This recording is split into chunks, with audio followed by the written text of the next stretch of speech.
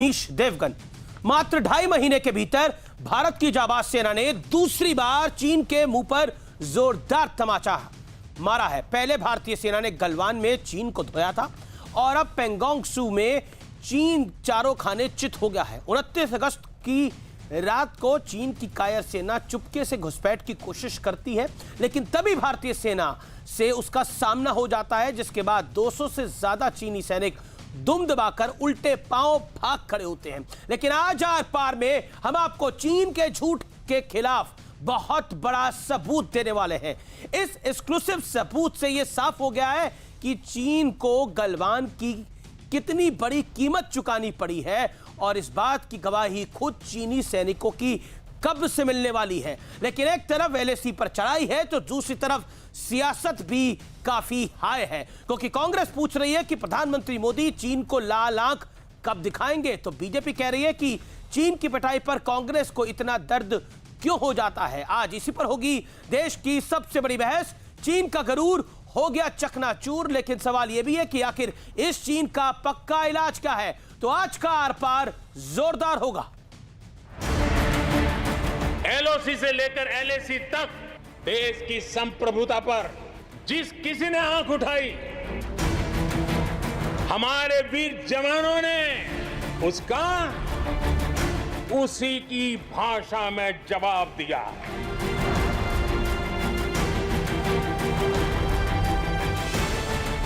गलवान में जोरदार धुलाई के बाद भारत की जाबाज सेना ने चीन के मुंह पर फिर जोरदार थप्पड़ मारा है। चीन की सेना को यह थप्पड़ पेंगोंग झील वाले इलाके में पड़ा है। 29 अगस्त को चीन की कायर सेना ईस्टर्न लद्दाख के पेंगोंग इलाके में चोरी छुपे घुसपैठ की कोशिश कर रही थी। तभी भारतीय सेना से उसका आमना सामना हो गया, जिसके बाद चीन के करीब 200 घुसपैठिए सैनिकों को दुम दबाकर उल्टे पांव भागना पड़ा। तय सीमा से आगे बढ़ने पर भारतीय सेना ने चीन को उसकी असली औकात दिखा दी। इस बीच चीन के मुद्दे पर सियासी वार पलटवार भी चरम पर है। आए दिन चीनी दुस्साहस और चीनी घुसपैठ की खबरें सामने आ रही हैं। देश के प्रधानमंत्री मोदी जी कहां हैं? उनकी लाल आंख चीन को दिखाकर वो बात कब करेंगे? चीन को करारा जवाब कब देंगे? चीन से लाल आंख में बातें कब करेंगे? देश की सरजमीन से चीनी कब्जा कब छुड़वाएंगे? ये लाल आंखें वर्सेस भीगी हुई गमगीन आंखों का सवाल है। लाल आंख तो हिंदुस्तान के पास है, लाल आंख मोदी जी के पास है, लाल आंख इंडिया की आर्मी दिखाती है। तभी तो आज हिंदुस्तान का जो संप्रभुता है वो अखंड है। हमारे पास तो लाल आंख है, आपके पास ये भीगी हुई आंखें क्यों हैं? जब भी हमारे देश पर कोई हमला होता है, जब भी हम किसी के ऊपर हमला कर मतलब सर्जिकल स्ट्राइक करके आतंकवाद के कैंप को खत्म करते हैं, आप रोना धोना शुरू क्यों कर देते हैं? लेकिन आज हम झूठे चीन की पोल भी खोलने वाले हैं। गलवान में भारतीय सेना चीन पर किस तरह भारी पड़ी थी, इसका सबूत हम आपको दिखाने वाले हैं। चीन के सैनिकों की यह कब्र खुद गवाही दे रही है कि गलवान में भारतीय सेना ने चीन को बहुत नुकसान पहुंचाया था। न्यूज 18 के हाथ चीन के झूठ की एक्सक्लूसिव तस्वीरें लगी हैं। ये तस्वीरें गलवान में एलएसी के पास भारतीय सैनिकों के साथ संघर्ष में मारे गए चीन के सैनिकों की कब्र की हैं। इन तस्वीरों से साफ हो गया कि 15 और 16 जून की रात को गलवान घाटी में दोनों देशों के सैनिकों के बीच हुई झड़प के बाद चीन ने कितना बड़ा झूठ बोला था, क्योंकि चीन लगातार दावा करता रहा है कि इस झड़प में उसका कोई सैनिक नहीं मारा गया। इस तस्वीर में चीन की भाषा में सैनिकों का नाम तो लिखा ही है, तस्वीर के साथ यह भी लिखा है कि चीन के ये सैनिक जून में सीमा पर भारत के साथ हुए संघर्ष में मारे गए थे। उधर बीजेपी ने चीन से चंदा लेने के मामले में राजीव गांधी फाउंडेशन को घेरने के बाद अब भगोड़े मेहुल चोकसी से भी इस फाउंडेशन को पैसे मिलने का आरोप लगा दिया है। Mehul Choksi Punjab national bank fraud case में इन्वॉल्व्ड है, केस चल रहा है। राजीव गांधी फाउंडेशन को कई लाख रुपए मेहुल चोकसी के इस फाउंडेशन से मिला है। लेकिन आज बड़ा सवाल यह है कि आखिर चीन को लेकर कब तक सियासत होगी, इसी पर होगी देश की सबसे बड़ी बहस। चीन का गुरूर चूर चूर। आप देख रहे हैं देश का नंबर 1 डिबेट शो, और अब देश के नंबर 1 शो का वो विश्लेषण जो देश और दुनिया देखती है। चीन के गरूर को चकनाचूर होने का विश्लेषण सुनिए। 2.5 महीने में दूसरी बार एलएसी पर चीन को पड़ी जोरदार मार। चीन के विस्तारवादी कदम पर भारत ने जबरदस्त चोट की। भारतीय सेना ने खुद चीन के सैनिकों की कब्र ने उसके सबसे बड़े झूठ की पोल खोल दी, जो आज सुबह से न्यूज 18 नेटवर्क चला रहा है। खुद चीन के उसके बाद अगर हम बात करें तो एलएसी के पास गलवान में मारे गए चीनी सैनिकों की कब्र मिली है। चीनी सैनिकों की कब्र ने सबूत गैंग की बोलती को बंद कर दिया है। जो लोग सबूत मांगते हैं अक्सर बालाकोट के बाद, सर्जिकल स्ट्राइक के बाद, गलवान में सेना के शौर्य के बाद, उनकी बोलती को बंद कर दिया है। सुबह से इन कब्रों पर कोई नहीं बोला है। बढ़ता हूं आगे। सेना ने चीन को सबक सिखाया। कांग्रेस के ने कब्जे का राग दोहराया। कांग्रेस कह रही है कि अभी भी कुछ हिस्सा जो है वो कब्जे में है। मेरे साथ बात करने के लिए आज की इस चर्चा में अनुराग भदौरिया हैं, समाजवादी पार्टी के नेता। मेरे साथ आज की इस चर्चा में डॉक्टर संबित पात्रा हैं, भारतीय जनता पार्टी के वरिष्ठ प्रवक्ता। मेरे साथ अलका लांबा है, कांग्रेस पार्टी की नेता प्रवक्ता। मेरे साथ शंकर प्रसाद साहब हैं, रक्षा विशेषज्ञ। आप तमाम लोगों का स्वागत है। मैं सबसे पहले इसकी शुरुआत संबित पात्रा आपसे मैं करता हूं। संबित पात्रा, चीन पिछले 3 महीने की कहानी बयान करता है। अभी हम गलवान में लड़ रहे हैं, लेकिन चीन ने दूसरा प्लेटफॉर्म खोल दिया है, वो है अब हमारे सामने। क्या आपको लगता है कि आप सरकार की यह सोच कि अभी कुछ नहीं होगा, या फिर जो होना था वो हो चुका है, ये उसका खामियाजा है? विपक्ष भी सवाल पूछ रहा है। देखिए अमीश भाई, पहले तो मैं न्यूज़ 18 इंडिया और आपको और आपकी पूरी टीम को बहुत धन्यवाद करूंगा। आज सुबह से मैं आपके चैनल को देख रहा हूं, जिस प्रकार से चीनी कब्रों को आपने दिखाया है और पूरी अच्छी तरीके से सुबह से दिखा रहे हो। ये हमारे जो 20 जवान शहीद हुए थे, उनके शहादत को नमन है कि उन्होंने अपने शहादत से पहले किस प्रकार चीन के पीएलए के जो जवान थे, मैं तो उन्हें जवान नहीं कहूंगा, मैं तो उन्हें हैवान कहूंगा, उन हैवानों को किस प्रकार से मारा था और किस प्रकार एक शौर्य के साथ वो गए थे। आज ये कब्र दिखाने का आपने काम किया है। मेरा तो सिर्फ प्रश्न इतना ही है कि ये चीनी कब्र देख के कांग्रेस का सबर क्यों टूट रहा है? देखिए, इससे तो छाती चौड़ी हो जानी चाहिए कि इतने साहस और पराक्रम के साथ हमारे आर्मी के जवान काम कर रहे हैं। 3 कुछ पंक्तियां हैं मेरे पास आज हमारे आर्मी के लिए, मैं उन पंक्तियों से आर्मी को सैल्यूट करना चाहूंगा। भारत के वीरों ने गलवान में धोया, फिर सिर उठाया तो पेंगोंग में चीन रोया। हमने अनदेखी करके तेरे रिश्तों को ढोया, अड़ोस पड़ोस का तूने विश्वास है खोया। वही काटोगे चीनी जो तुमने है बोया, मेरे शेरों से तुम मिल ही चुके हो, याद रखो जागा है भारत नहीं है सोया। ये 2020 का इंडिया है, 2020 का भारत है। ये जागा हुआ भारत है, लाल आंख दिखाना जानता है, अपने संप्रभुता की रक्षा करना जानता है, और मैं उन तमाम आर्मी के जवानों को सैल्यूट करता हूं। ठीक है, अब मैं अलका लांबा का रुख करता हूं, विपक्षी पार्टी से हैं। अलका जी, आज संबित पात्रा ने, बीजेपी ने एक प्रेस कॉन्फ्रेंस करी, उसमें उन्होंने बहुत खुले तौर पे बोला, ये लाल आंखें बनाम भीगी हुई गमगीन आंखों का सवाल है। आपको सरकार पे विश्वास क्यों नहीं है?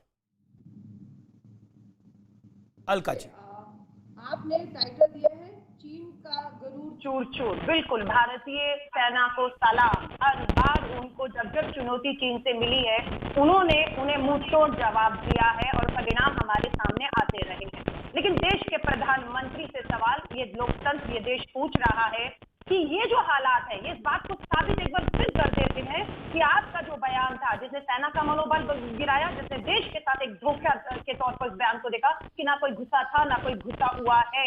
और आपको मालूम है ये 29 की रात को होता है और 30 को आप मन की बात करते हैं। उस मन की बात में आप देश की बात नहीं कर रहे, आप कोरोना महामारी की बात नहीं कर रहे हैं, आप देश की कृषि अर्थव्यवस्था की बात नहीं कर रहे, आप चीन से मिल रही चुनौतियों पर राजनीतिक स्तर पर नेतृत्व का क्या भूमिका है वो बात नहीं करते। मैं अभी देश के रक्षा मंत्री राजनाथ सिंह जी का ट्विटर हैंडल देख रही थी। रक्षा मंत्री हैं, क्या उनकी जो है वो देश को बताना चाहते हैं इस सारे जो चीन की तरफ से चुनौतियां मिल रही हैं, राजनीतिक स्तर पर क्या हो रहा है? आप जानेंगे 29 तारीख को वो लखनऊ में भाजपा के कार्यकर्ताओं को संबोधित कर रहे थे और अभी भी आज भी वो भाजपा के कार्यकर्ताओं को संबोधित कर रहे, तो देश के रक्षा मंत्री के पास मुझे लगता है कि समय नहीं है। और जहां तक विदेश मंत्री की बात है, एस शिवशंकर जी बताते हैं, उन्होंने कहा है चीन ने LAC पर भारी संख्या में सेना तैनात कर दी है जो उनकी समझ से परे है। उन्हें समझ नहीं आ रहा है कि चीन लगातार अपनी सेना को LAC पे क्यों बढ़ा रही है। हवन करने के लिए तो नहीं बढ़ा रही है, ये तो तय था कि हवन नहीं करने के लिए वो वहां भेज रहे थे, वो अपनी कार्रवाई कर रहे थे। बिल्कुल हवन तो करने के लिए नहीं, लेकिन कब्रों पर उनके जरूर मोमबत्तियां जल रही हैं। अलका जी, मेरा निवेदन है कि आपका ऑडियो थोड़ा खराब हो रहा है, अगर आप उस ऑडियो को, क्योंकि आप हमारे साथ स्काइप के माध्यम से जुड़ी हैं, तो अपने ऑडियो को थोड़ा अगर दुरुस्त कर पाए तो वो अच्छा होगा, क्योंकि बहुत ज्यादा डिस्टर्बेंस आ रही है। संबित बोलिए। अलका जी कुछ कह रही हैं आप? 10 सेकंड।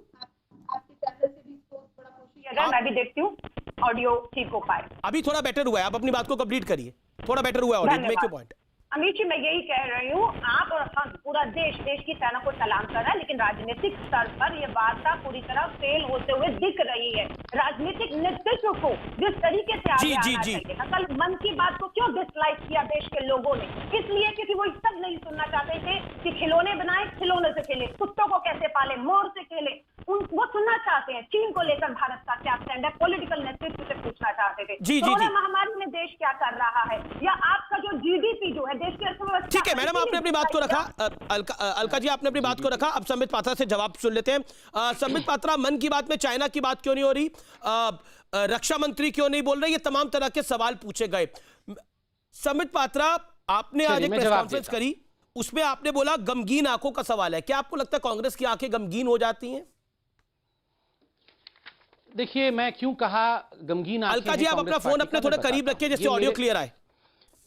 बोलिए संबित। ये जो आपको दिख रहा है कागज, ये कागज आज MOD, ये वक्तव्य है MOD मिनिस्ट्री ऑफ डिफेंस का। और आज मिनिस्ट्री ऑफ डिफेंस ने 10:30 बजे सुबह क्या कहा, कुछ शब्द में पूरा नहीं पढ़ूंगा क्योंकि आप लोगों ने दिखाया है न्यूज में। आज उन्होंने कहा कि 29 और 30 के बीच में जो झड़प हुई थी उसमें चीन के PLA ने वायलेशन किया, उन्होंने प्रोवोकेशन किया, किंतु ये वायलेशन और प्रोवोकेशन जो किया उसको हिंदुस्तान के सेना ने प्रीएम्प्ट कर लिया, मतलब पहले से ही जान गई थी और सतर्क हो गई थी कि चीन इस प्रकार से कदम उठाने वाला है। तो हिंदुस्तान के सेना ने क्या किया, अंग्रेजी में लिखा है थॉटेड द चाइनीज इंटेंशंस, मतलब अपने जाबाजी से उन्होंने चीन के जो उनका मंतव्य था, जो उनकी इंटेंशंस थी, उसकी रक्षा की और चीन की आर्मी को आगे बढ़ने नहीं दिया। संबित, मेरा काउंटर सवाल है। संबित, मैं टोक रहा हूं आपको। संबित जी, मैं आपको टोक रहा हूं। मेरा काउंटर सवाल यह है, आए दिन चीनी सेना दुस्साहस करती है, इसका पक्का इलाज क्या है? हालांकि आप कह सकते हैं कि मेरे शब्द जो है वो रणदीप सिंह सुरजेवाला जो कि कांग्रेस के मीडिया हेड है उनसे मैच कर रहे हैं, लेकिन ये जनता का भी सवाल है, आखिरकार क्यों पक्का इलाज कब होगा? क्योंकि जब गलवान हुआ तो गलवान में भारतीय सेना ने रौंदा और जिसके हमने फुटेज भी दिखाए, लेकिन आखिरकार पक्का इलाज क्या है? डॉक्टर पात्रा, ध्यान से सुनिए, जो मैंने अभी वक्तव्य आपको बताया, उस वक्तव्य को बताने का कारण क्या था?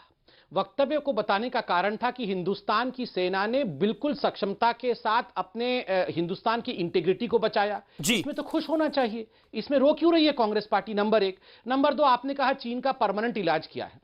चीन एक्सपेंशनिस्ट है, चीन विस्तारवादी है, कोई आज से शुरू नहीं हुआ है। 1962 में जब जवाहरलाल नेहरू जी को सरेंडर करना पड़ा था, तब से लेकर 600 इंकर्शन जब मनमोहन सिंह जी के समय हुआ था, तब से लेकर आज तक न केवल भारत के लिए अपितु अपने तमाम नेबर्स के लिए और पूरे विश्व के लिए चीन एक एक्सपेंशनिस्ट शक्ति है।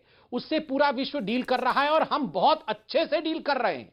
और आज चीन भी मान रहा है कि यह 2020 का इंडिया नहीं है, ये वो इंडिया नहीं है जो 73,000 स्क्वायर किलोमीटर डोनेशन में दे देगा या यूं ही गिफ्ट कर देगा, जिस प्रकार नेहरू जी के समय और कांग्रेस के समय 2 बार गिफ्ट हो चुका है। ठीक है संबित। तीसरी बात, मैं ये सवाल पूछना चाहता हूं, जी मैं कंप्लीट कर लूं। जी मैं इतना ही कहना चाहता हूं, देखिए राहुल गांधी जी से मैं हाथ जोड़ के निवेदन करूंगा, ये ट्विटर खेलना बंद करें कि राजनाथ जी ने ट्वीट क्यों नहीं किया। ये चीन को जवाब ट्विटर में देना है या ग्राउंड पे देना है? ये जो मिनिस्ट्री ऑफ डिफेंस ने आज भेजा है, ये किसने भेजा है? ठीक है, ये भारत की सरकार ने भेजा है। और कांग्रेस पार्टी कहती है कि प्राइम मिनिस्टर है सरेंडर्ड।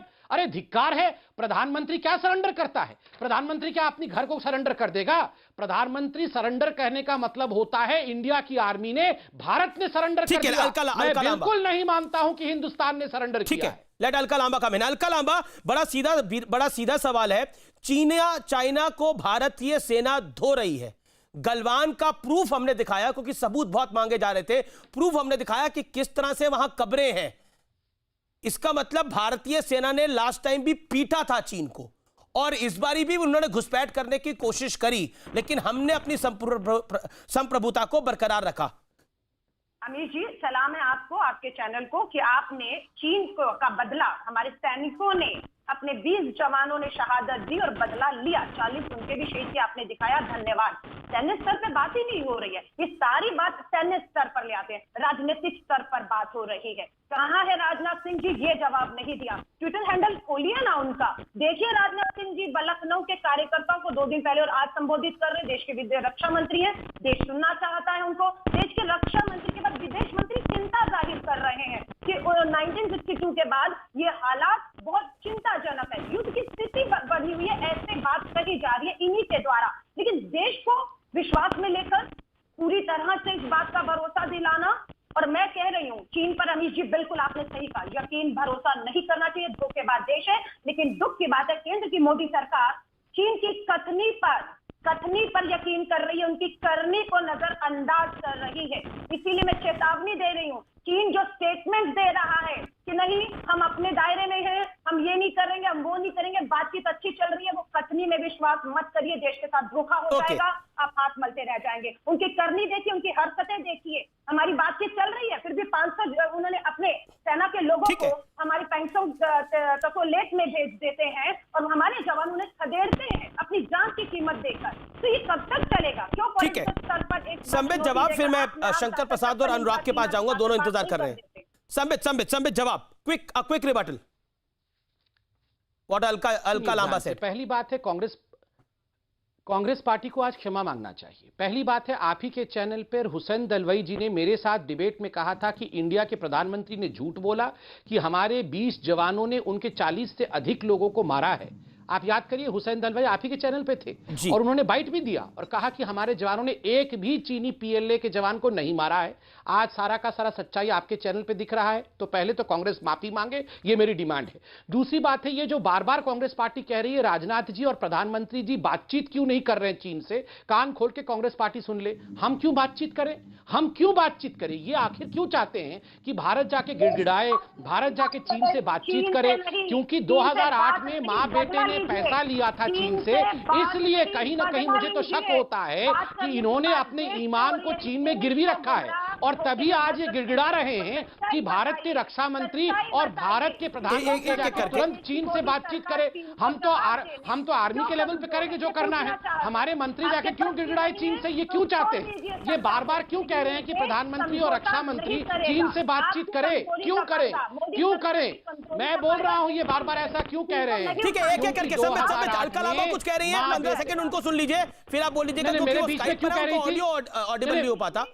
मैं इसलिए कह रहा हूं, मेरे बीच में क्यों बोल रही थी? मैं ठीक है, आपने अपनी बात को रख लिया संबित। अब अलका को 15 सेकंड सुन लीजिए। अलका लांबा, वो कह रहे हैं देश के रक्षा मंत्री क्यों बात करे चीन से? चीन से बात नहीं, चीन से बदला लेना है। बात तो देश के लोगों से करिए, देश को बताइए चल क्या रहा है। आपकी वार्ता कहां जाकर फेल हो रही है कि आप वार्ता की बात करते हैं और 2 महीने के अंदर दूसरी बार ये हमें चुनौती मिलती है। Okay, Sambit respond now. जवाब नहीं देते हैं। ठीक है Alka, you made a point. Alka Lamba has made a point, Sambit respond.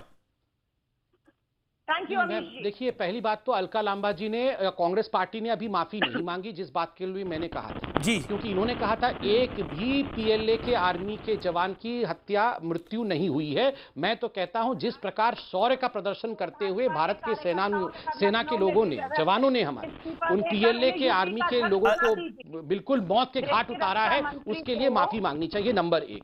Number 2, मैं ये जानना चाहता हूं, अलका जी देखिए, संबित को भी मैंने चुप करा दिया था, इसलिए बीच में एक दूसरे के बोलेंगे तो बात नहीं हो पाएगी। मैं बोल रहा था, आप मुझे क्यों चुप करा रहे हैं? अरे आपको नहीं चुप करा रहा संबित, मैंने अलका जी को बोला कि जब वो बोल रही थी मैंने आपको चुप करा दिया था। आप अपनी बात को रखिए। नहीं, जब वो मैं बोल रहा था तब मेरे बीच में वो बोल रही थी, फिर आपने कहा प्लीज अलाउ कर दीजिए, वो बेचारी स्काइप पे है, तो मैंने कहा ठीक है अलाउ कर देते हैं, तो मेरे समय पे मुझे बोलने दिया जाए, मैंने उनको अलाउ किया, थैंक यू। देखिए, मैं इतना कहना चाहता हूं, ये कह रहे हैं कि राजनाथ जी देश को जवाब दे, प्रधानमंत्री जी देश को जवाब दें। देश को जवाब दे तो रहे हैं, 15 अगस्त को चाइना के बारे में क्या कहा प्रधानमंत्री जी ने? एलएसी से लेके एलओसी तक केवल चीन नहीं, चीन और पाकिस्तान सबके विषय में कहा। और ये मन की बात के लिए कल कह रहे थे, मन की बात में खिलौनों की, ये राहुल गांधी खिलौना देखते ही वहां व्यस्त हो गए। देखिए खिलौने का जो पूरा का पूरा 7 लाख करोड़ के विषय में बताया गया, ये खिलौना किसके लिए कहा गया? ये चीन के अर्थतंत्र को तोड़ने की बात की गई है। जो आत्मनिर्भर भारत की बात हो रही है, ये किस लिए हो रही है? अब राहुल गांधी खिलौना देखते ही उसके पीछे भागे हैं, वो असली उसका अर्थ समझ नहीं पा रहे हैं। ये गलती हमारी है क्या? ये समझ नहीं पाते। कांग्रेस को राहुल गांधी को खिलौना समझ में नहीं आया। अमीश जी, आप भी जानते हैं बहुत बड़ा मुद्दा है। चीन लगातार भारत को चुनौती दे रहा है और आप राहुल गांधी पर आकर बात को करके ये बचना चाह रहे हैं। मैं कहती हूँ भूल जाइए कांग्रेस और भूल जाइए राहुल गांधी को। अमीश देवगन क्या कह रहा है, देश का आम नागरिक, रक्षा विशेषज्ञ क्या कह रहे हैं, हकीकत जान क्या कर रही है जमीन की, इस पे बात करिए। 130 करोड़ का भारत देश के प्रधानमंत्री, रक्षा मंत्री को सुनना चाहता है, उन्हें खोज रहा है, वो नहीं मिल रहे कहीं पर भी। कुत्तों को कैसे पाले, मोर को कैसे खिलाएं, या आप जो है अपना खिलौने बना के, इन सब चीजों पर तभी तो डिसलाइक मिला। प्रधानमंत्री जी को समझ आना चाहिए, मन की बात नहीं, देश की बात करिए। चीन को बदला लेने की बात करिए। देश खड़ा है आपके साथ, पूरी ताकत के साथ खड़ा है, और सेना अपनी जान पर खेल रही है। 20 जवान शहीद हुए, ठीक है को बेकार मत जाने दीजिए। ओके ठीक है, अलका आपने अपनी बात को रखा। शंकर प्रसाद को आने दीजिए। अब काफी देर हो गया, शंकर प्रसाद और अनुराग भदौरिया भी इंतजार करें। शंकर प्रसाद जी, चीन की हिम्मत क्यों बार बार बढ़ जाती है? भारत जवाब कायदे से नहीं देता या भारत लाल आंख दिखा नहीं रहा? देखिए, चीन की हिम्मत क्यों बढ़ती है, ये गलत सवाल है। चीन अपनी भारत की पेशेंस को चेक कर रहा है। चीन को ये डर लग रहा है कि कहीं भारत मुझ पर हमला ना कर दे, भारत की कितनी तैयारी है। तो उसने ये एक तरीके से टेस्ट भेजा है, टेस्ट किया है कि भारत सेना की क्या क्षमता है, क्या वो लड़ने के काबिल है कि नहीं। और उसका जवाब उसको 29 और 30 की रात में मिल गया। उसने अपने जितने भी व्यक्ति भेजे, सैनिक भेजे, 120 या 100 जितने भी भेजे होंगे, उनको अच्छा खासा जवाब मिल गया। और सुनने में ये आ रहा है कि अच्छी खासी कैजुअल्टीज़ हुई हैं उनके ऊपर, और वो कैजुअल्टीज़ का नंबर अभी मालूम नहीं चल रहा। हमारी एक भी कैजुअल्टी नहीं हुई है, हमारे पास एडिक्वेट इन्फॉर्मेशन थी। उस इन्फॉर्मेशन के मुताबिक हमने उनको वहाँ घात लगा के रोका और उनको वहाँ उनके जो कार्य करना है तो उसको नहीं कर पाए। इसमें देखिए 2-3 बातें समझने की, पॉलिटिक्स छोड़ दीजिए 2 मिनट के लिए। नहीं, पर शंकर प्रसाद जी मेरा एक सवाल इसमें जुड़ता ये है, क्या गलवान रिपीट करने की कोशिश कर रहा था चाइना पेंगोंग सू में और मुंह की खानी पड़ी है जब आमना सामना हुआ था? नहीं, गलवान को छोड़ दीजिए। अब आप गलवान को चुले गए हुए 1.5 महीना हो गया। आज देखिए स्थिति क्या है। आज चाइना घबराया हुआ है। जो भारत सेना की तैयारी उसको दिख रही है और उसको ये डर लग रहा है कि भारत सेना मेरे ऊपर कोई आक्रमण न कर दे। इसलिए वो ये चेक करना चाह रहा था कि भारत का रिजॉल्व कितना है, भारत की तैयारी कितनी है, और उसका जवाब उसको सही तरीके से मिल गया। उसने 100-125 आदमी भेजे, उनको वहां पर मुंह तोड़ खानी पड़ी, और जो भारत सेना ने उसका जवाब दिया वो उसको समझ में आ गया। और भारत का कोई हिस्सा क्या चीन के कब्जे में है? देखिए, भारत का हिस्सा चीन के कब्जे का सवाल ही कहां पैदा हो रहा है। ये तो सवाल हो रहा है कि वहां पर उनकी परसेप्शन लाइन क्या है, हमारी परसेप्शन लाइन क्या है। ये तो 2 महीने पुरानी बात हो गई कि वो परसेप्शन लाइन यहां समझते हैं, हम परसेप्शन लाइन वहां समझते हैं, तो बीच में आ गए तो इसका मतलब भारत में हमला हो गया। अरे भाई, इस बात को छोड़ दीजिए अमीश जी। आज के हालात देखिए। मैं तो छोड़ दूंगा, नेता नहीं छोड़ते ना सर। समझ रहा हूं कि नेता को छोड़िए, नेता से क्या मतलब। नेता समझता है कि लड़ाई क्या होती है, लड़ाई किस तरह लड़ी जाती है, व्हाट इज स्ट्रैटेजी, एक नेशन तैयारी कैसे करता है, ये नेता लोगों को क्या मालूम। छोड़िए नेता लोगों की बातें, उनके ऊपर मैं टिप्पणी नहीं करना चाहता। देखिए, भारत की एक डिप्लोमेसी चल रही है, एक इकोनॉमिक पावर चल रही है, एक मिलिट्री पावर चल रही है। ये देखने की बात है, ऐसा नहीं होता। ये कोई दंगल का कुश्ती थोड़ी है कि एक सामने से इधर से गया और मारपीट करके खत्म हो गया घंटे भर में। मेरे पास बड़ी खबर आ रही है, मेरे पास बड़ी खबर आ रही है, मेरे पास बड़ी खबर आ रही है। चाइना जो इंडियन मीडिया के अंदर, खासतौर पर न्यूज 18 पर जो लगातार सुबह से खबरें दिखाई जा रही हैं, उससे चाइना का मीडिया बड़ा बौखला गया है। चाइना बहुत बौखला गया है। वो चाइना का कि सोर्सेस के वाले से जो खबर है, चाइना कह रहा है कि ये तमाम विजुअल्स लीक कैसे हुए, ये तमाम विजुअल्स लीक कैसे हुए, ये इस समय की बड़ी खबर है। हम आपको बता रहे थे भारत में भी सबूत गैंग को बहुत तकलीफ है और उधर चाइना को भी बहुत तकलीफ है। अनुराग भदौरिया मेरे साथ है। अनुराग भदौरिया, भारत की सेना मार रही है, आपको भी शक है?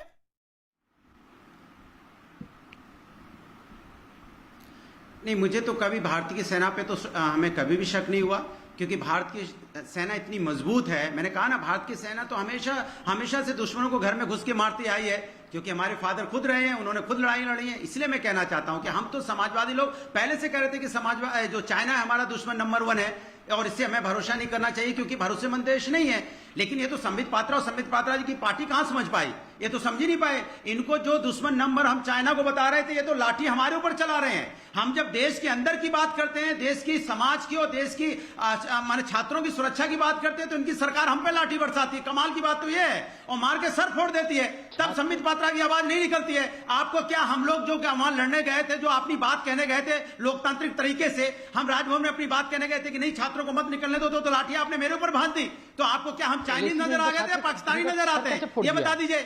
हम आपसे पूछना चाहते हैं पात्रा जी, आप बताइए आपको हम क्या नजर आते हैं? आप हिंदुस्तान के लोगों का सम्मान करना नहीं जानते। आप क्या हमारे लिए देश की आर्मी लड़ती है, आप तो नेतागिरी करते हो। आप कब लड़ते हो? आप तो कभी झूला झूलते हो, कभी उनके साथ गली में यहाँ करते हो, कभी उनके साथ में अपनी मूर्ति बनाने का ऑर्डर देते हो, 3000 करोड़ ले जाओ भैया, सरदार पटेल की मूर्ति मुझे देना, तब तो आप कुछ नहीं देखते और यहाँ के मीठी मीठी बातें करते हो। नहीं, हमारी फौज बहुत मजबूत है और फौज किसी तरह से मानेगी नहीं, फौज तो दम लेके मानेगी। अरे तो हम ही कहते हैं, पूरा देश कहता है कि हिंदुस्तान की फौज बहुत मजबूत है। तो आपकी राजनीतिक जो सोच है वो क्या करती है, बताइए ना। आपकी राजनीतिक सोच बस हमारे देश के अंदर में विपक्ष पे लाठी बरसाने के काम आती है क्या, या विपक्ष को घेरने का काम? ठीक है, हो गया अनुराग, अब आपने बोल लिया, आपने 2 मिनट बोला अनुराग।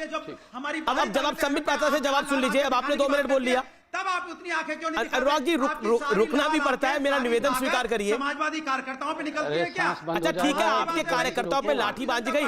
अब आप चाइना की डिबेट में अपने कार्यकर्ताओं की लाठी तो मत लाइए, मेरा निवेदन ये है, क्योंकि बड़ा सीरियस टॉपिक है और आपके कार्यकर्ताओं पे लाठी चली, वो उसका भी आप विरोध संबित पात्रा में दर्ज करा लीजिएगा। समाजवादी ने हमेशा बोला कि चाइना नंबर 1 दुश्मन है हमारा। अरे बिल्कुल, समाजवादी पार्टी को चाइना नंबर 1 दुश्मन दिखाई देता है संबित पात्रा।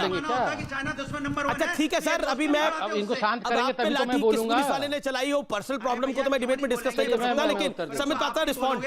हम तो शांत, तो आप तो लाठी मार के कर रहे हो प्रभु। अभी शांत होंगे तभी मैं बोलूंगा, ये इतना चिल्लाते रहेंगे। अनुराग आपने अपनी बात को रखा। अनुराग मुझे ऑडियो डाउन करना पड़ेगा मजबूरन। 2022 में बाईसाइकिल आ रही है, लाठी आपने घर में रखो। अच्छा मतलब आप 2022 की बात कर रहे हैं, मैं तो चाइना की बात कर रहा था, आप तो 2022 की बात कर रहे हैं।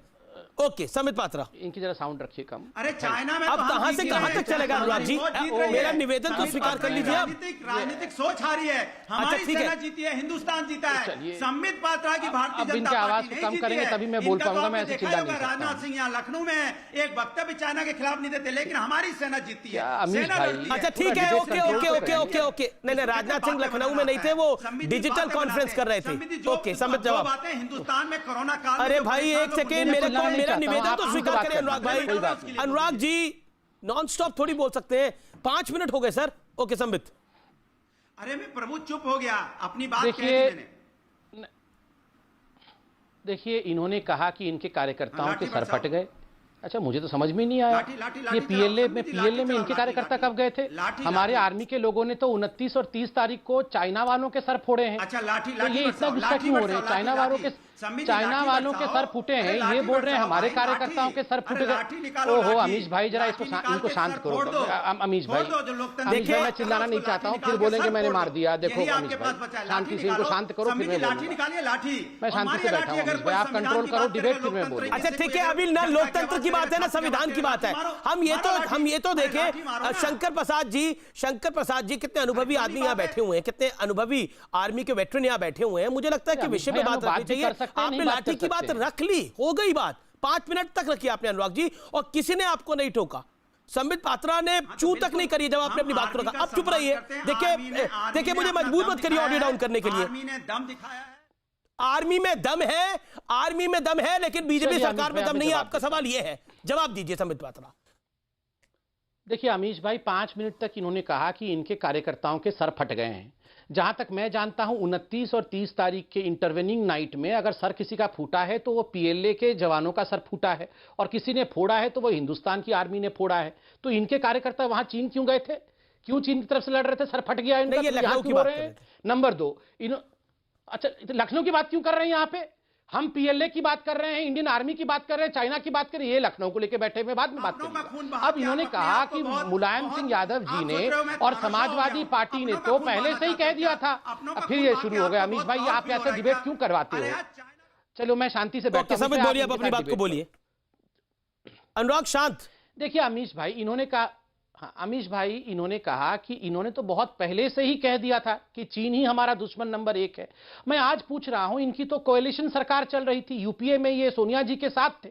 ये सोनिया जी को 2008 में नहीं बोला था क्या कि चीन हमारा दुश्मन नंबर 1 है? जो मां बेटे दोनों चले गए थे वहां एमओयू साइन करने के लिए बीजिंग, और दोनों ने खूब सारे पैसे ठूंस करके जो एमओयू साइन किया था और गिरवी रख के आए थे, देश के भविष्य को गिरवी रख के आए थे, अपने इंटेंशंस को, अपने इरादों को। उस समय इनके नेताओं ने नहीं कहा था कि हम तो आपसे संबंध तोड़ देंगे, हम तो यूपीए से बाहर आ जाएंगे, क्योंकि आपने जाके दुश्मन नंबर 1 के साथ एमओयू साइन कर दिया। जब उसके बाद बीजिंग ओलंपिक्स में देश के प्रधानमंत्री को नहीं बुलाया गया, किंतु सोनिया गांधी को बतौर गेस्ट वीवीआईपी बुलाया गया, और वहां पे चाइना के प्रेसिडेंट के साथ जाके सोनिया गांधी बैठी थी। उस समय समाजवादी पार्टी बोल नहीं रही थी कि हाँ ये दुश्मन नंबर 1 है। अरे एक सेकंड, अनुराग कुछ कह रहे हैं। अनुराग संबित एक सेकंड शांत। अनुराग, आप क्या कह रहे हैं कि अगर कांग्रेस से सुन लिया तो कांग्रेस की भी इज्जत होती है? आप क्या कह रहे हैं कांग्रेस की इज्जत नहीं है अभी? कांग्रेस की हालत क्या आज की डेट में? कांग्रेस की हालत क्या? अगर कांग्रेस ने समाजवादी की बात सुन ली होती, नेताजी की बात सुन ली होती, तो कांग्रेस की हालत क्या होती? जो आज कांग्रेस की हालत है। नहीं, कांग्रेस की हालत इतनी खराब है, आप जानते हैं, तो राहुल बाबा को क्यों बैठाया था कैरियर में साइकिल में? नेताजी की बात बताओ, तो शायद आज चाइना की इतनी हिम्मत ना पड़ती। क्या बताओ? अरे जो कांग्रेस ने गलती की, अब आप बता रहे हैं कि नेताजी की बात सोनिया गांधी ने नहीं माना। अगर नेताजी की बात सोनिया जी ने नहीं माना तो नेताजी को उसी समय यूपीए से बाहर हो जाना चाहिए था। नेताजी क्यों बने रहे? क्यों बने रहे? नहीं, फिर नेताजी बने क्यों रहे सरकार में? मतलब नेताजी ने तो भारी गद्दारी कर दी। तो पर आप इनके साथ सरकार में नहीं है ना? कायदे की बात है कि आप इनके साथ सरकार में नहीं है, यूपीए के साथ आप सरकार में थे। अब हालांकि लेट अमर सिंह को तो जेल भी जाना पड़ा, वो सरकार यूपीए की बचाई अमर सिंह ने, लेकिन वो भी इतिहास है। God bless Amar Singh. मानते हैं कि कांग्रेस ने गलती की, तो फिर आपने साथ क्यों नहीं छोड़ा? ओके संबित, अब वो सरकार क्यों बची थी और नेताजी क्यों साथ थे, उसकी डिटेल में नहीं जाना चाहिए। अमर सिंह अब हमारे बीच में नहीं रहे हैं। अमर सिंह होते तो बड़ी बड़ी कहानियां वो बताते थे अपने समय पर। God bless his soul. Okay sir Anurag भाई, आपने अपनी बात करते। अलका लामा, चाइना पर आपने बात नहीं मानी, इसीलिए आपका ये हाल है। समाजवादी पार्टी भी आपको ये उलाहना दे रही है कि आप तो अपना घर संभाल नहीं पा रहे हैं। जवाब देखिए, इस समय अगर किसी को भी जवाब देना है देश की 130 करोड़ जनता के साथ, चीन को मुंह तोड़ अगर किसी को जवाब देना, वो देश की भाजपा की मोदी सरकार को देना है। अभी वो सत्ता में और उन्हीं के हाथ में सब कुछ है। नंबर 1, अभी मैं एक सवाल दोबारा, क्योंकि आपने बहुत अच्छे मुद्दे पर एक डिबेट चर्चा बुलाई है, क्योंकि देश की रक्षा सुरक्षा से जुड़ा मामला है, हमारे जवान शहीद हुए उसका मामला है। मैं आपका धन्यवाद करती हूँ। शंकर प्रसाद जी ने एक बात किया, 2 महीने पुरानी बात है, भूल जाइए। शंकर प्रसाद जी कैसे भूल जाए? 20 जवान शहीद हो गए, आप कहते हैं भूल जाइए। मैं अब आपसे पूछना चाहती हूँ, अजय शुक्ला रक्षा विशेषज्ञ हैं, लगातार हमें बताते हैं कि देप्सांग में 15 से 18 किलोमीटर तक चीन एलएसी का हिस्सा है, ये एक्चुअल लाइन ऑफ कंट्रोल उसमें घुस चुका है, उसके कब्जे में है। पेंगोंग लेक का 8 किलोमीटर एरिया पर उसका कब्जा है। गलवान वैली का 1 किलोमीटर हिस्सा उसके कब्जे में। हॉट स्प्रिंग का 2 से 3 किलोमीटर एरिया उसके अधीन है। हम ये नहीं कह रहे कि भारत की सीमा में आगे, पर एलएसी में धीरे धीरे वो बढ़कर भारत की सीमा तक पहुंच रहा, इलाकों को कब्जे में कर रहा है। क्या आप इससे इनकार करेंगे? अगर आप कहते हैं भूल जाएं तो माफी चाहूंगी, ये देश नहीं भूल सकता। Okay Shankar Prasad respond and Sambit Patra. Modi सरकार को लेना होगा। शंकर प्रसाद जी 40 सेकंड। शंकर प्रसाद जी देखिए, सबसे पहले तो बात ये समझ लीजिए, जितने भी आपके पैनलिस्ट हैं उनको पता होना चाहिए कि लाइन ऑफ परसेप्शन जो है वो कई दफा बदली जा चुकी है चाइना की तरफ से, कम से कम 7-8 दफा बदल चुके हैं, और आज भी वो रोज बदलते रहते हैं। वो कभी दिप्सांग में बदलते हैं, कभी गलवान में बदलते हैं, कभी गोगरा में बदलते हैं, कभी पंगोंग से में बदलते हैं। उनकी जो हालात चल रही है अलका जी, वो सलामी स्लाइसिंग जो कहते हैं जिसको, हर साल। अब आज जो स्थिति है, अगले साल वो आएंगे कि हमारी लाइन ऑफ परसेप्शन जो है वो तो यहाँ तक थी, फिंगर 2 तक है, तो हर साल बदलते हैं। देखिए असली बात पुरानी ये है आज से 50 साल पहले की, कि चाइना के संग बॉर्डर हमारा सेटल हो ही नहीं पा रहा। और क्यों नहीं हो पा रहा? क्योंकि चाइना उसको करना नहीं चाहता। और क्यों नहीं करना चाहता? क्योंकि वो पूरे लद्दाख पर अपना कब्जा करना चाहता है।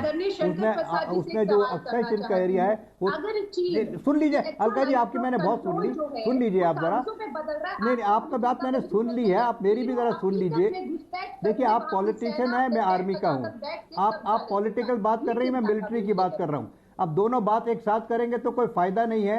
आप ना तो मेरी सुन पा रही है, ना मैं आपकी सुन पा रहा हूँ। लीडरशिप की ही बात कर रहे हैं, है ना, जो पॉलिटिकल लीडरशिप इन मुद्दों पर इसका जवाब संबित पात्रा देंगे। के बाद संबित पात्रा से कीजिए ना। नहीं, ओके, संबित को कि संबित पर सवाल हुआ है, पॉइंटेड संबित मिलिट्री का जवाब दे रहा हूं मैं आपको। ठीक है, संबित को कि पॉलिटिकल लीडरशिप की बात आ गई। पॉलिटिकल लीडरशिप सक्षम नहीं है, क्योंकि राहुल गांधी का भी वो हमें वीडियो याद है जिसमें राहुल गांधी ने बोला था नरेंद्र मोदी छुप के बैठे हुए हैं, डर के बैठे हुए हैं। चलिए देखिए, एक तरफ आप मोदी जी की तस्वीर लगाइए, दूसरी तरफ राहुल गांधी की तस्वीर लगाइए, और गली में जा रहे किसी भी बच्चे से आप अपने स्टूडियो अलका जी संबित जी को सुन लीजिए, और किसी भी छोटे बच्चे को बुला के पूछ लीजिए कि कौन इनमें से लीडर है, वो बता देगा। मुझे यहाँ पे इसके लिए डिबेट करने की आवश्यकता नहीं है कि मोदी इंपॉर्टेंट लीडर है या राहुल गांधी इंपॉर्टेंट लीडर है, मगर आप यहाँ पर देखिए कि नासमझी क्या होती है। देखिए मुझे अमीश भाई, सभी लोग मेरे बीच में बात करेंगे और मैं सबके लिए चुप रहूंगा, ये कहाँ का न्याय है? बिल्कुल गलत है। सारे लोग चाइना की तरह बिहेव कर रहे हैं। बोलिए, सारे लोग चाइना की तरह बिहेव, यही होता है। चीन और इंडिया, मैं इंडिया हूं और ये दो चाइना बैठे हुए हैं।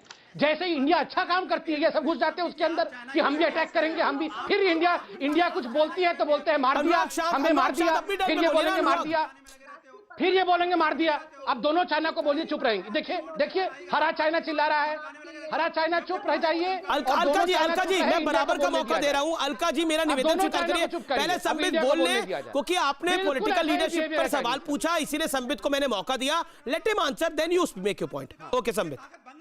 मैं शांति से रहता हूं, ये सब। अरे क्यों बांग्लादेश को घुसाएंगे? अनुराग भदौरिया, आप कैसी बातें करते हो? बांग्लादेश को भी घुसा लो, पाकिस्तान को भी घुसा लो, क्यों घुसाएंगे बांग्लादेश और पाकिस्तान को? चाइना घुस गया है क्या हमारे देश के अंदर? कैसी बातें करते हैं आप लोग? संबित पात्रा बोलिए। अनुराग जी, बांग्लादेश को क्यों घुसाएंगे? बांग्लादेश तो बनाया इंदिरा गांधी ने भाई। अरे आप क्यों सुन रहे हैं अनुराग जी को? आपके ब्लड प्रेशर में इजाफा हो जाएगा, मत सुनिए उनको, छोड़ दीजिए।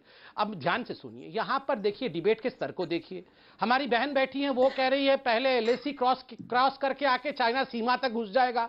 अरे भैया सीमा उस तरफ है, सीमा पे कब्जा हो रखा है, चच्चा के जमाने से कब्जा हो रखा है। सीमा के इस पार एलएसी है और एलएसी के दोनों तरफ एरिया ऑफ डिफरेंट परसेप्शन है, यह समझना पड़ेगा। आप बोल रहे हैं एलएसी से घुस के आकर सीमा पे कब्जा कर लेगा, कैसे कर लेगा?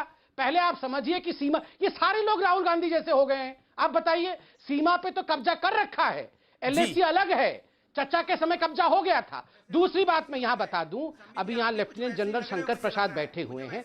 आज से 4 दिन पहले जनरल बिपिन रावत ने क्या कहा था? आप लोगों ने सुना था ना? जनरल बिपिन रावत ने कहा था कि अगर हमें आवश्यकता पड़ेगी तो मिलिट्री फोर्स यूज करेंगे। ये वो इंडिया नहीं है। ये जो अभी कह रहे थे कि मोदी जी कुत्ते खिला रहे थे, मोर को खिला रहे थे, ये दिल मांगे मोर वाला इंडिया है। और जहां तक कुत्ते खिलाने का सवाल है, पिड्डी किसके घर में है हम सब जानते हैं। और मैं तो रिक्वेस्ट करूंगा राहुल जी से, राहुल जी इतना लोड मत लीजिए, ये घर के अंदर ही लड़ाई हो रही है। 23 लोगों को पहले संभालिए, बाद में चाइना संभालिएगा। ठीक है, 23 लोग तो संभाल नहीं रहे, वो ये चले हैं एलएसी में लड़ने के लिए। ठीक है, अलका लांबा, संबित पात्रा ने बोला अपनी पार्टी आप संभाल लीजिए, उसके बाद चाइना की बात कर लीजिएगा। आपकी पार्टी में ही अनुराग ने भी उसी का जिक्र किया था।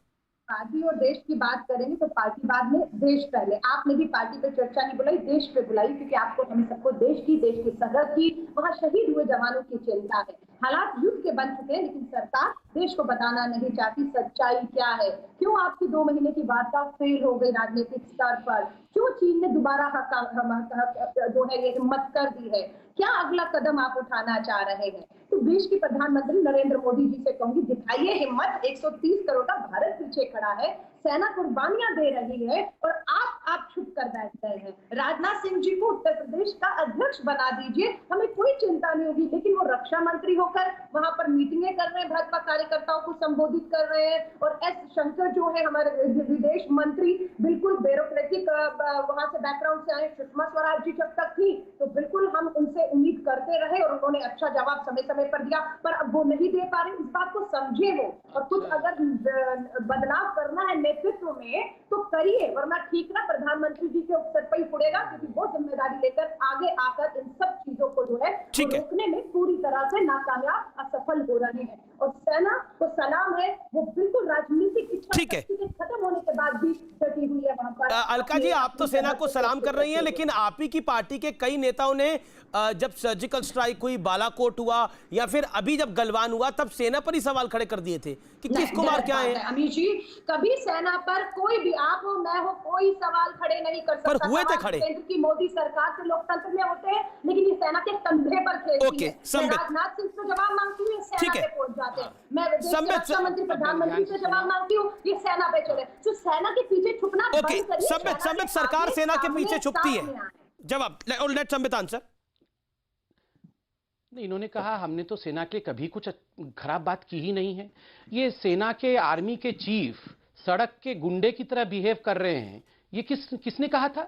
ये मंगल ग्रह में किसी प्राणी ने कहा था, या कांग्रेस पार्टी के एक दिग्गज सांसद ने कहा था कि army chief is behaving like सड़क का गुंडा? किसने कहा था? सर्जिकल स्ट्राइक के बाद ये फर्जिकल है, किसने कहा था? किसने कहा था कोई सर्जिकल स्ट्राइक नहीं है तो खून की दलाली है? किसने कहा था? ये मंगल ग्रह के किसी प्राणी ने कहा था या कांग्रेस पार्टी के किसी नेता ने कहा था? ये अभी जो पूरा का पूरा वाकया हुआ चीन के साथ, जिसमें हमारे 20 जवान शहीद हुए और उन्होंने न जाने कितने पीएलए के लोगों को, हैवानों को मारा, किसने कहा था आकर कि एक को भी नहीं मारा?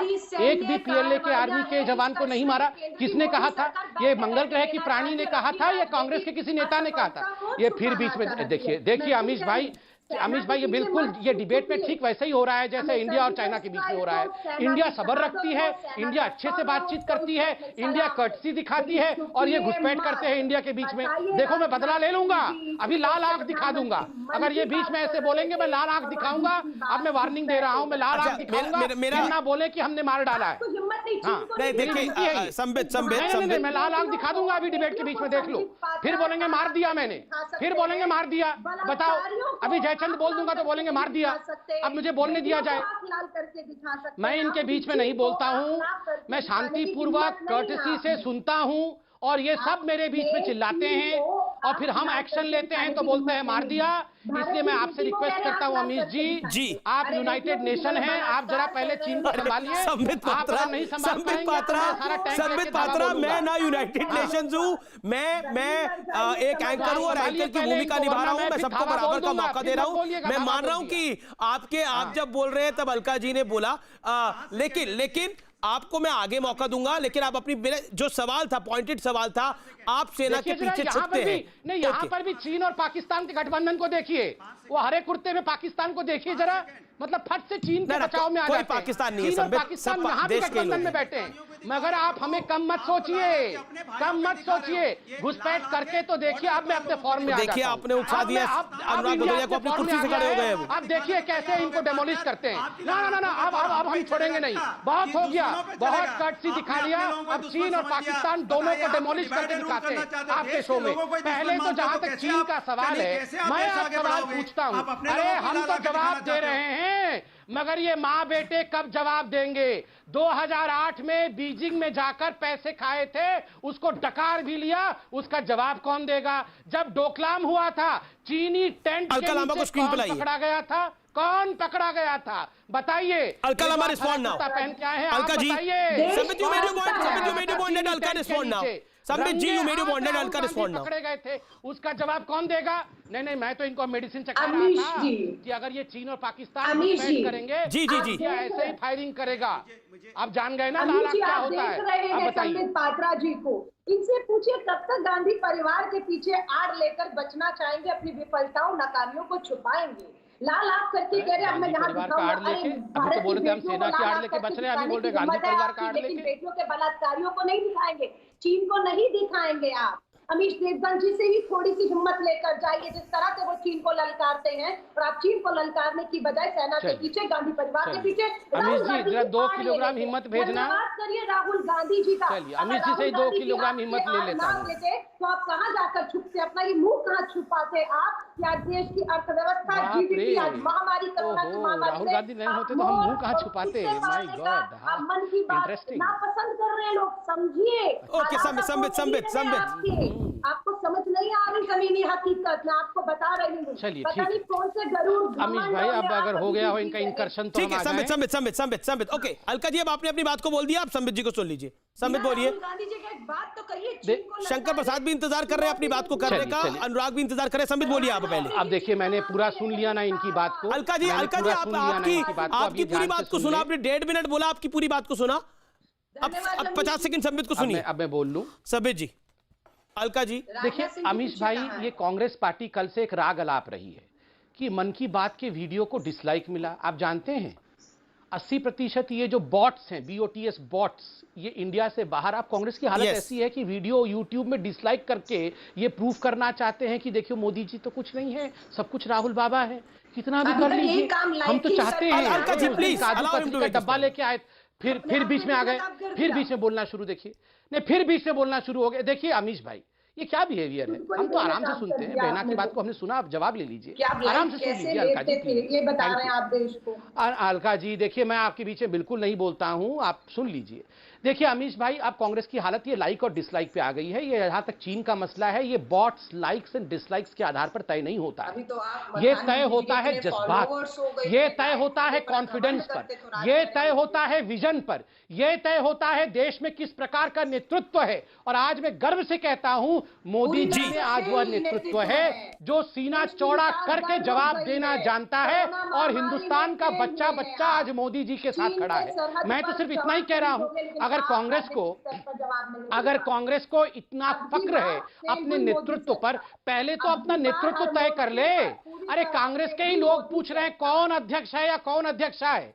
इनके तो नेतृत्व का ही तय नहीं हो पा रहा है, कौन इनका नेता है वही तय नहीं हो पा रहा है। अरे बहना, आप चीन को बाद में निपटना, पहले अपने घर में देख लो क्या हो रहा है। मैं ब्रेक ले रहा हूं, मैं ब्रेक ले रहा हूं, मैं ब्रेक के लिए रुक रहा हूं। ब्रेक के बाद तुरंत हाजिर होता हूं। आप देख रहे हैं देश का सबसे लोकप्रिय नंबर 1 डिबेट शो आर पार, और ट्विटर पर पब्लिक जबरदस्त फीडबैक दे रही है, आप भी दे रहे हैं। आपके भी कुछ सवाल हैं, मैं कांग्रेस, बीजेपी, शंकर प्रसाद साहब से और अनुराग भदौरिया से ब्रेक के बाद लूंगा। आप देख रहे हैं आर पार, देश का लोकप्रिय डिबेट शो। इस दौर में मैं पब्लिक के सवाल पूछूंगा। लोगों ने ट्विटर पर काफी सारे सवाल भेजे हैं। पहले वक्त आपका है, अलका लांबा, अनुराग भदौरिया, शंकर प्रसाद और संबित पात्रा। मैं सीधा अलका लांबा आपसे सवाल पूछता हूं। आपसे सवाल पूछ रहे हैं, एक हैंडल है केजू करके, और उन्होंने काफी सारे सवाल पूछे। एक धनंजय भी आपसे सवाल पूछ रहे हैं और एक पांडे जी हैं, सवाल पूछ रहे हैं। इन सबका सवाल मिलता जुलता है। इनका सवाल यह है कि कांग्रेस पार्टी देश हित के मामलों में राहुल गांधी और दल हित को क्यों ऊपर रख देती है? नहीं, बिल्कुल उनका ऐसा मानना गलत है। देश हित सबसे पहले है, कोई भी इस तरह की गलती और भूल ना कर सकता, ना कांग्रेस कर रही है। कांग्रेस देश हित को सबसे आगे रखा, ये बताने की जरूरत है। आजादी के आंदोलन से लेकर जितनी कुर्बानियां, जितनी शहादतें कांग्रेस ने दी हैं, और जहां से कांग्रेस देश को 70 सालों लेकर आई है, उसके मुकाबले आज भाजपा, संघ, RSS में आपसे कोई तुलना भी नहीं होती। आप इस बात पे यकीन रखिए। ठीक है, संबित पात्रा दोबारा से एक बार सुरक्षित हाथों में आए। संबित पात्रा, बिल्कुल संक्षेप में, मेरे को 2 मेहमानों के पास और जाना है। संबित पात्रा आपसे सवाल पूछ रहे हैं, विश्व गुरु हैं, एक चौबे जी हैं, और उसके अलावा एक उर्दू में किसी का नाम लिखा हुआ है, वो भी सवाल पूछ रहे हैं। वो आपसे सवाल पूछ रहे हैं कि भारतीय जनता पार्टी सेना के पीछे क्यों छुपने की प्रयास करती है बार बार, हर बार? मां के पीछे कभी बच्चा छुपता नहीं है, मां के आंचल में बच्चे को सुरक्षित लगता है, इसलिए सेना के पीछे कोई छुपता नहीं है। सेना इस देश का अभिन्न हिस्सा है और चाहे हमारी सरकार हो चाहे कोई भी देशवासी हो, सेना के पराक्रम को हम सल्यूट करते हैं और सेना से हम प्यार करते हैं। सेना पे हम किसी प्रकार का प्रश्न चिन्ह नहीं लगाते। जब सेना सर्जिकल स्ट्राइक करती है तो हम ये नहीं कहते हैं कि सेना फलानी पार्टी से मिली हुई है और ये सर्जिकल स्ट्राइक है, कोई सर्जिकल स्ट्राइक नहीं। ठीक है, हम कभी सेना के अध्यक्ष को सड़क का गुंडा नहीं कहते हैं। ये हमारे और कांग्रेस के बीच में संस्कार का फर्क है। ओके, शंकर प्रसाद जी, आपसे सवाल पूछने वाले तो कई हैं, सभी का एक ही सवाल है, क्या भारत ने कुछ खो दिया है या कुछ पा लिया है? देखिए, चीन जिस सवाल का जवाब ढूंढने आया था कल रात को, उसको जवाब मिल गया है कि भारत सेना के संग पंगा लोगे तो मार खाओगे। वो यही देखने आया था कि भारत सेना कितनी स्ट्रांग है, कितनी तैयार है और कितना रिजॉल्व रखती है देश को संभालने के लिए, जी जी जी, सिक्योरिटी रखने के लिए। तो वो देखने आया था, उसने चेक करना चाह रहा था कि क्या हाल है। शंकर जी, समय समाप्त हो गया, लेकिन मुझे अनुराग भदौरिया को 5 सेकंड देने पड़ेंगे। अनुराग भदौरिया, आप क्या कहना चाहते हैं फाइनल वर्ड में? आपके लिए कोई खासे सवाल नहीं आए, लेकिन क्या कहना चाहते हैं? 5 सेकंड। देखिए, मैं तो एक सीधी सी बात बताना चाहता हूं कि इतने दिनों से मैं पूरे देश में डिबेट देख रहा था, कम से कम आपने राष्ट्र पे डिबेट की, इसलिए मैं बधाई देता हूं। दूसरा, संबित जी, शुक्रिया सर, समय फिलहाल इतना ही है, लेकिन आज का निष्कर्ष यही है कि देश हित को ऊपर रखिए और तमाम पॉलिटिकल पार्टियां अपने राजनीतिक हित को पीछे रखिए। भारत की सेना सक्षम है, भारत का नेतृत्व सक्षम है चाइना को जवाब देने के लिए। नमस्कार, जय हिंद।